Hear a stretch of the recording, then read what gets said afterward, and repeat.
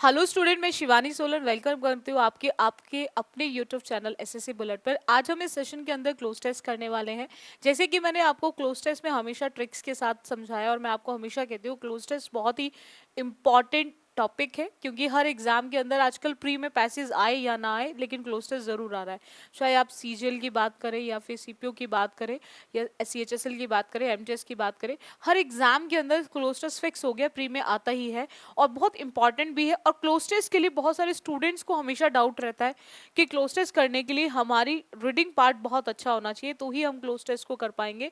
But मैं आपको हमेशा कहती हूँ और मैंने आपको ये प्रैक्टिकली चीज़ें दिखाई भी हैं आपके एग्जाम में कि आपको क्लोज टेस्ट के लिए सबसे अच्छी जो आपकी होनी चाहिए वो आपकी ग्रामर पार्ट होना चाहिए, क्योंकि ग्रामर जितना अच्छा होगा उतना आप क्लोज टेस्ट को इजीली कर पाओगे। देखो, अगर आपको बच्चों सिंपल सा पॉइंट क्या है, अगर 5 क्वेश्चंस आपके क्लोज टेस्ट पर आ रहे हैं तो आप ये देखोगे कि आप 5 में से मिनिमम 3 क्वेश्चंस ऐसे होते हैं जो कंप्लीटली बेस्ड ऑन ग्रामर होते हैं और कभी कभी 4 क्वेश्चंस भी कंप्लीटली बेस्ड ऑन ग्रामर होते हैं। मतलब 3 से 4 क्वेश्चंस आपके कंप्लीटली बेस्ड ऑन ग्रामर होते हैं। कभी कभी 1 या 2 क्वेश्चंस ऐसे होते हैं जो आपका रीडिंग या फिर कॉमन सेंस का पार्ट बन जाते हैं। अदरवाइज मैक्सिमम टाइम में आप देखोगे 4 questions completely based on grammar और 1 क्वेश्चन आपके वोकैब का यानी कि रीडिंग का पार्ट होता है। अब यहाँ पर क्लोज टेस्ट को करने के लिए क्लोज टेस्ट एक इनकम्प्लीट पैराग्राफ होता है। आप उस इनकम्प्लीट पैराग्राफ को जो आधा अधूरा ब्लैंक फॉर्म में दे रखा होता है उस इनकम्प्लीट पैराग्राफ को आपको कंप्लीट करना होता है। अब उसे इनकम्प्लीट को कंप्लीट करने के लिए उस इनकम्प्लीट को आपको कंप्लीट करने के लिए वहां पर ग्रामर की ज्यादा जरूरत इसलिए पड़ती है क्योंकि जो ब्लैंक में फिल होगा वो आपका कंजंक्शंस, प्रीपोजिशन, एडजेक्टिव, एडवर्ब इन्हीं में से ही होगा या टेंस का पार्ट होगा, वर्ब का पार्ट होगा। सो इसीलिए आपको थोड़ा सा क्लोज टेस्ट के लिए ग्रामर को ध्यान रखना है। चलिए स्टार्ट करते हैं सेशन को। आज का क्लोज टेस्ट है आपके सीएचएसएल का जो 9/8/2021 में पूछा गया है। पॉइंट क्या आता है कि यहां पर बात कर रहा है कि एक लीडिंग थिंकर के बारे में। लीडिंग समझते हो ना, जो लीड कर रहा है उस थिंकर की बात की जा रही है। We we are all busy, हम सब क्या है, busy. Dash a fantasy sale online में। फैंटेसी समझते हो ना, आप बच्चे सोचते हो आपका फ्यूचर बहुत ज्यादा फैंटास्टिक होगा, ऐसा आप एज्यूम कर रहे हो। तो हम लाइफ को क्या कर रहे हैं, एज्यूम ही तो कर रहे हैं। अब हमने उसको क्या कर रखा है, we are all busy. After that आपको चेक करना है कि क्रिएटिव आएगा, क्रिएटिंग आएगा, क्रिएशन आएगा या फिर क्रिएट्स आएगा। देखो, ग्रामर में जब भी बच्चों इज आर एम आता है, जब भी आपको इज आर एम मिले तो आपको ध्यान रखना है वहां पर दो ही वर्ब आती हैं, या तो आईएनजी फॉर्म में और या फिर आपका थर्ड फॉर्म में। थर्ड फॉर्म बच्चों वहां यूज होगी जब आपका पैसिव वॉइस होगा और आईएनजी तब यूज होगी जब आपका एक्टिव वॉइस होगा। अदरवाइज हम कोई सी भी वर्ब को यूज नहीं करते। तो हमने आर को देखा तो आर के साथ हमें कुछ नहीं सोचना, आईएनजी का यूज करना है क्योंकि वहां पर क्रिएट करने वाले वी हैं। सेंटेंस इज एन एक्टिव, क्योंकि एक्टिव का मतलब होता है कि जब भी किसी सेंटेंस की starting performer of the action से हो तो उसको एक्टिव बोलते हैं। तो यानी कि यहाँ पर सेंटेंस एक्टिव में है तो इसीलिए आपको क्रिएटिंग लिखना है और इसलिए आपका आंसर ऑप्शन सेकंड होगा। क्रिएटिंग के लिए आप आंसर ऑप्शन सेकंड को टिक करेंगे। चलेगा, नेक्स्ट आते हैं। नेक्स्ट क्वेश्चन आता है उसके बाद बच्चों, it is the age of Facebook and Instagram wherein dash are busy creating perfect। देखो, कुछ मैं आपको एक चीज बताऊं, कुछ ऐसे क्वेश्चंस होते हैं क्लोज टेस्ट में जिसका आंसर उस पैसेज के अंदर हो।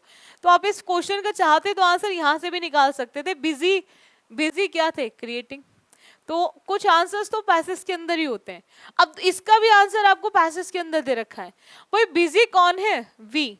तो आप चाहो तो यहाँ से भी, मतलब कुछ ऐसे क्लोज टेस्ट के अंदर बच्चों क्वेश्चंस होते हैं जिनके आंसर्स उस क्लोज टेस्ट के अंदर ही मिल जाएंगे।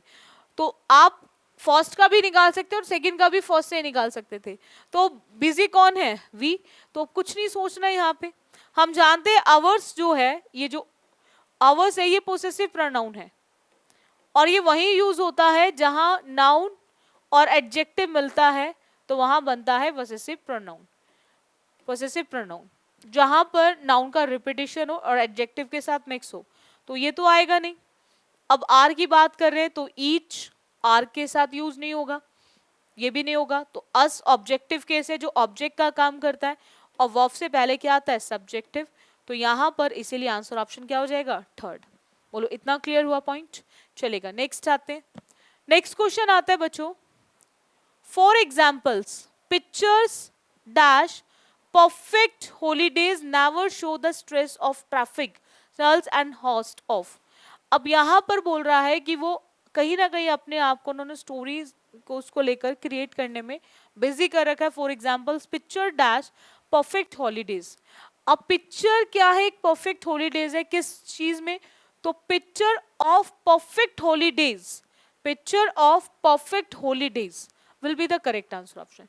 क्योंकि हम परफेक्ट हॉलीडेज से पहले क्या देख रहे हैं, पिक्चर्स। तो पिक्चर्स के साथ हमें यहाँ पर एक चीज ध्यान रखनी है, हमें कनेक्ट करना है हॉलीडेज। तो उससे अलग नहीं कर रहे हैं, उसके अंदर की बात नहीं कर रहे हैं और उसके ऊपर की बात नहीं कर रहे, that is a case of of. चलेगा, नेक्स्ट आते हैं।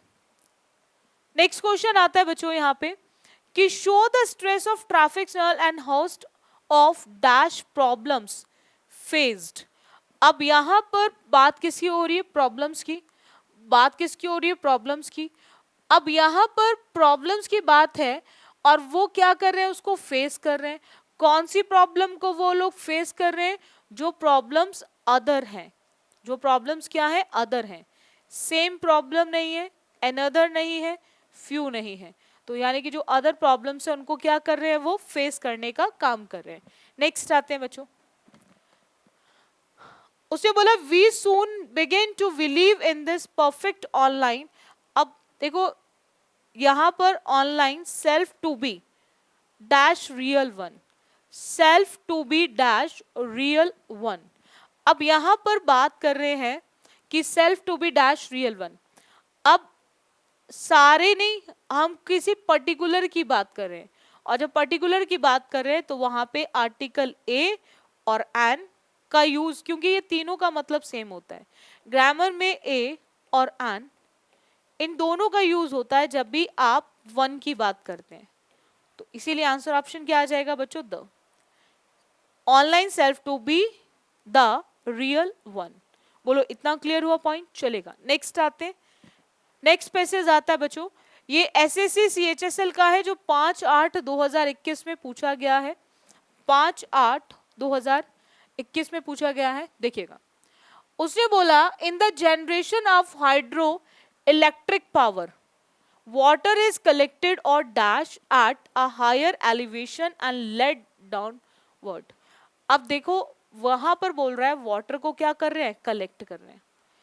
पानी को इकट्ठा करने की बात की जा रही है। जैसे आजकल बहुत ज्यादा वाटर वेस्ट किया जाता है।